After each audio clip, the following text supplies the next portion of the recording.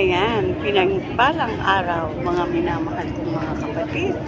At narito muli si Pastorang Cora at yung nagpapasalamat sa ating Diyos na walang sawang nagmamahal sa bawat isa po sa atin. At syempre binabati po natin lahat po ng ating mga kaibigan at yung mga taong nagmamahal na sumusubaybay po sa ating buhag. Ayan.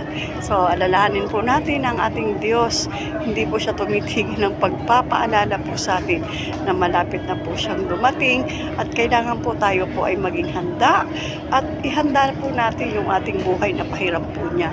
Sapagkat ang buhay na to ay meron po tayong buhay na hinahantay doon po sa walang hanggan. Yun po yung hinanda ng Diyos sa atin, ang ating bagong tahanan, ang new heaven and a new earth. Ano po, sana po lahat po tayo ay makasama doon na talagang ito yung hinanda ng Diyos.